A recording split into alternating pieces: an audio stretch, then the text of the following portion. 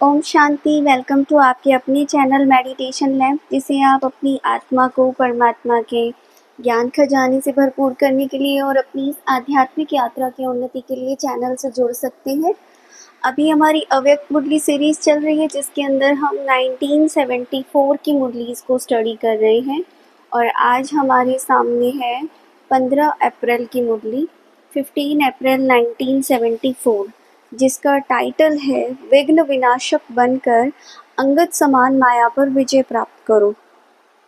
तो देखो बाबा ने क्या कहा। शिव भगवान वाच, विघ्न आना आवश्यक है और जितना विघ्न आना आवश्यक है, अगर उतना ये बुद्धि में रहेगा तो उतना ही ऐसे महारथी हर्षित रहेगा। नथिंग न्यू, यह है फाइनल स्टेज कि आपकी बुद्धि में ये चीज़ क्लियर होना चाहिए कि जी जब तक आपका जीवन है, देखो कुछ ना कुछ चैलेंजेस तो आएंगे लाइफ में।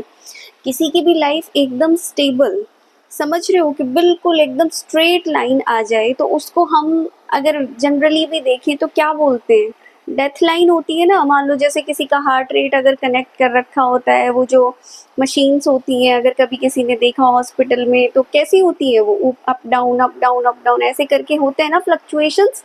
अगर वो स्ट्रेट सीधी आ जाए तो क्या समझा जाता है, इंसान जिंदा ही नहीं है, मुर्दा है, मर गया, कि कोई चैलेंज नहीं, कुछ भी नहीं, ज़ीरो स्टेबल। तो ऐसी वाली कंडीशन नहीं हो सकती है। तो लाइफ में आपके विघ्न बाबा बोल रहे आना आवश्यक है। ये वाली बात आपकी बुद्धि में रहेगी ना जितनी, उतना ही वो जो महारथी होगा वो हर्षित रहेगा, खुश रहेगा। ये नथिंग न्यू है, ये फाइनल स्टेज है कि कोई भी हलचल हो, कोई भी कर्तव्य करते हो, पाठ बजाते हो, जैसे क्या होता है सागर के समान ऊपर से तो हलचल मतलब भले दिखाई दे रही होती है, लेकिन ये कर्मेंद्रिय जो है हलचल में सामने से दिखाई दे रहा होता है, बट आपकी जो स्थिति होती है अंदर से इंटरनल, वो आपकी एकदम स्टेबल रहे, काम रहे, शांत रहे। ये नथिंग न्यू वाली होती है कि हाँ ये तो कल पहले भी हुआ है, फिर से पार कर लेंगे, फिर से चीज़ों को सॉल्व कर लेंगे। क्योंकि अगर आपके पास पेपर नहीं आते तो आपको पता कैसे चलेगा आपकी स्थिति क्या है। क्योंकि अपने आप में तो हम अपने आप को बहुत महान और पता नहीं क्या क्या समझते हैं। जब कोई पेपर आए उस लेवल का, तब तो पता चले हम लोग कितना पानी में है। और पेपर आने के बाद ही आपको नेक्स्ट क्लास में जाने का मौका मिलता है। कभी आपने देखा है कोई ऐसा स्कूल विदाउट पेपर लिए, विदाउट किसी असेसमेंट के आपको सीधा डायरेक्ट उठा के नेक्स्ट क्लास में वो ट्रांसफ़र कर दे? ऐसा होता ही नहीं है। अगर आपको अगली क्लास में जाना है, अगर आपको अपग्रेड होना है, तो उसके लिए आपको क्या करना होगा, आपको जो है पेपर तो देना ही होगा। तो यही बात बाबा बोल रहे हैं कि नथिंग न्यू। नेक्स्ट है, नेक्स्ट इम्पॉर्टेंट पॉइंट, जैसे प्रकृति समाप्ति की तरफ अति में जा रही है, वैसे ही संपन्न बनने वाली आत्माओं के सामने अब परीक्षाएं व विघ्न भी अति के रूप में आएंगे। क्योंकि देखो चीजें जब अति की तरफ जाएंगी तो सब कुछ तो अति में होगा ना। क्योंकि ये तो कंडीशन ऑटोमेटिकली हो गई कि संसार अति में जा रहा है, तो आपके पास छोटे रूप में कोई चीज़ कैसे आ सकती है? आप भी तो सभी के साथ हो। तो आप बोले आश्चर्य नहीं खाना कि पहले ये नहीं था अब क्यों है, ये आश्चर्य भी नहीं। ये क्या हो गया, ये क्या, ऐसे कैसे हो सकता है, इतना, ये इतना महारथी, इतना ज्ञानी, ये ऐसे कैसे हो सकता है हमारे सामने, हम तो इतना योग लगाते हैं हमारे साथ। ये सारी चीज़ें जो है ना अति में आएंगी।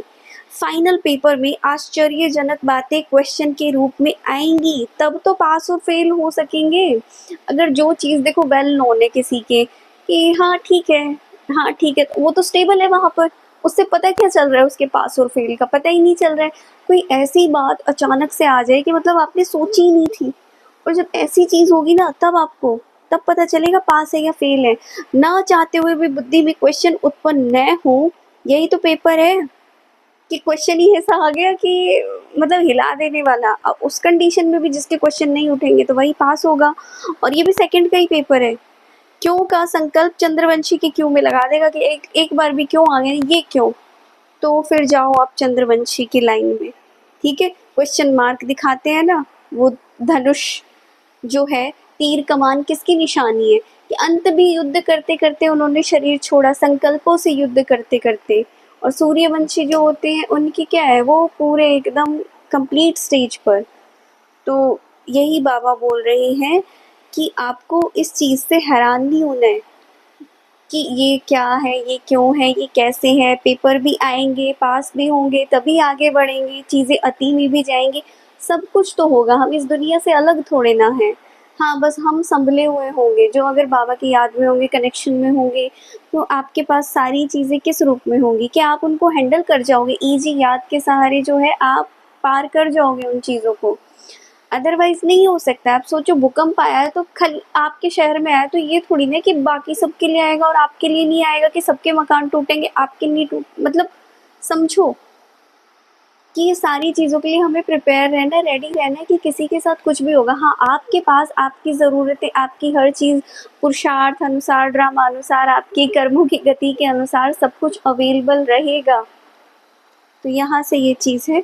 तो ये थी आज की मुरली। जो भी चैनल पर नए आए हैं, चैनल को लाइक, शेयर, सब्सक्राइब कर सकते हैं। जैसे प्यार बाँटने से बढ़ता है, ऐसे ज्ञान भी बाँटने से बढ़ता है, तो जितना हो सके आप शेयर कीजिए। मिलते हैं हम लोग नेक्स्ट मुरली में, तब तक के लिए thank you, thank you, thank you so much. ओम शांति।